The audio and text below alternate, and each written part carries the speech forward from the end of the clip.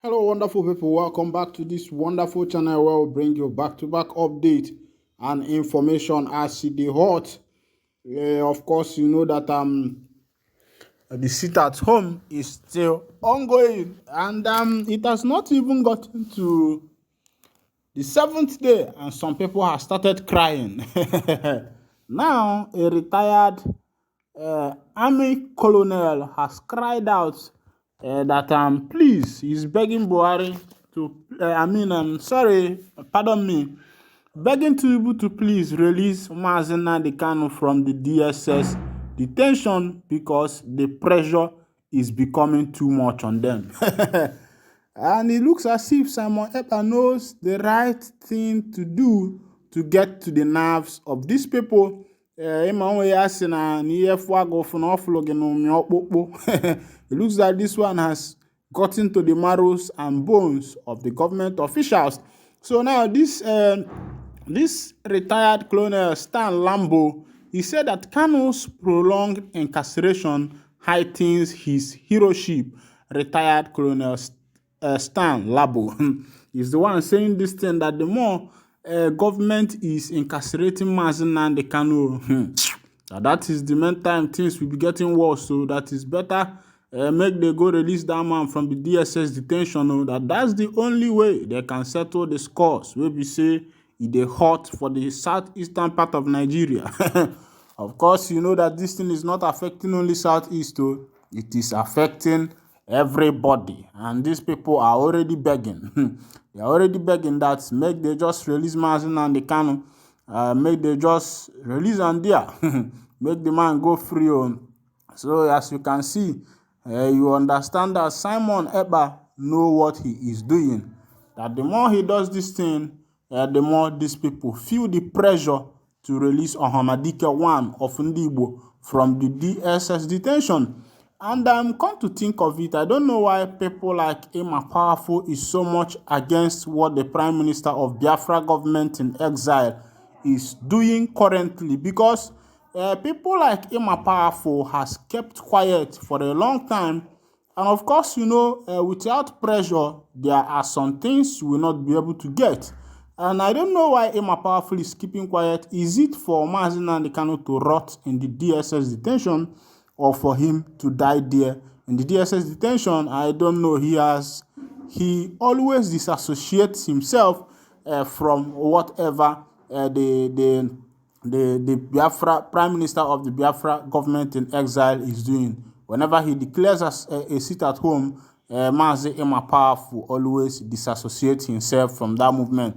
But as you can see, it seems as if the pressure is getting harder and everybody is feeling the pain. Meanwhile, if this is your first time of joining us on this wonderful channel, please go ahead and subscribe to our channel. Like, comment, share, and also remember to on your notification button so that whenever we are posting our news, you will be the first to collect it. Let's go down to the news proper as it is hot so that you go see what thing they happen there.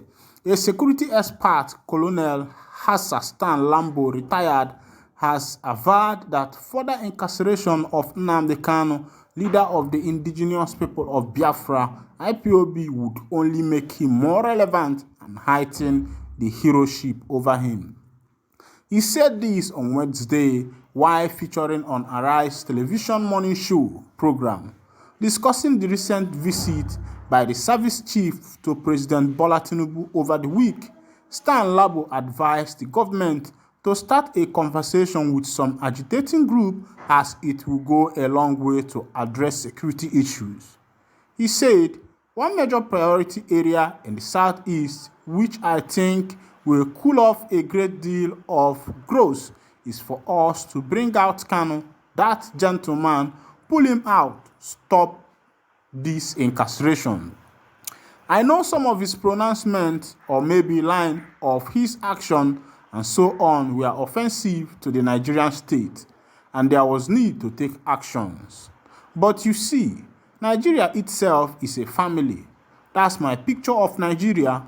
When part of the family feel offended, as parents, as a father, you sit the gentleman down or the child down and try to find out what the problems are. You see, I think I could occur with, I agree with what Stan Labo is saying here, because in a big family where something is going wrong, if everybody keeps quiet, you find out that the thing will keep going. That's what Nigerian, what is it called, has not yet understood. Have not yet understood, because they are believing that they are not even managing this governmental system as a democratic system of government. Because in democracy deals with dialogue. The main reason of the democracy is dialogue. Call the person, dialogue with them. And this is the best way to solve this issue. Call Nnamdi Kanu, dialogue with him. Call his son, who is Simon Ekpa, his servant Simon Ekpa, and also his disciple Simon Ekpa. Dialogue with them. Know what the problem is all about. How can we sort this thing out? That is what the government is supposed to do. And they are keeping a blind eye on this issue, and things are still getting worse. Even the southeastern governors are not, are making the matters worse. Yes, because they feel that they want to use the stick. They want to use the hard hand to see how best they can stop this thing. And the more they do it, the more these people becomes harder. It is not what you do with a hard hand. It is what you call these people into negotiation and negotiate with them. Remember when Soludo got into office, everybody thought that there will be no election in Anambra State. If you can remember, yes, everybody thought there will be no. But during that election day, these people said there must be election. They themselves quelled the fire by themselves and said, let there be election. And they elected Governor Soludo. And Governor Soludo did not think of all these things as a learned man he is, forgetting that these people were the same people who allowed his election and voted him into office, believing that he is going to work in the favor of the indigenous people of Biafra. And at the end of everything, he turned their back on them, thinking that he is going to use force to do it. And force is not going to sort these things out. So what Labo is saying, that what will be able to solve this matter is what is called negotiation, dialogue. If the government can dialogue with MNK, everything is not by force. Now, let's go back to what Labo is saying. Labo said, can we start talking with Kanu? Can we start talking with IPOB? Can we start talking with other groups? I think a conversation with some of the group will go a long way to addressing these issues. We must not apply the stick always. Bring in the carrot sometimes, and let's see the carrot and the stick diplomacy at play. I think we can do that. And if we do that, the situation in the southeast will be greatly doused. Frankly speaking, further incarceration will only make him more and more relevant, only heightens the heroship over him. He is a hero now, whether we accept it or not, and we made him the hero. We have made him a hero in the southeast. If he comes out now, he can contest governorship election in any of the states. Nobody will even ask him if he is from the state. And what Labo is saying is true. So I think, to my own points, I think Kanu should be released and also be given the opportunity to contest for governorship, and let people see how best he manages the governorship and see where that is going to take the particular state that he has managed, how he is going to change things as the rest of them. So what this colonel is saying is wonderfully true. It is wonderfully true. And this is the only way the government will be able to sort the matters and the issues that concerns Ohanezendigbo of Ndigbo. Let them dialogue with the group. Let there be dialogue.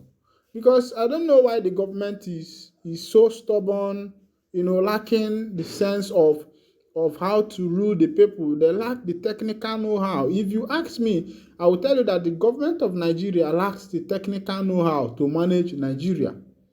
Even during the time of Muhammadu Buhari, he lacks the technical know-how, because everything was by force. You want to force the people to stop. You want to force the people to do this, and which you know that you will not be able to achieve it that way. There is no way you can achieve it that way, because these people have made up their mind to go where they are going.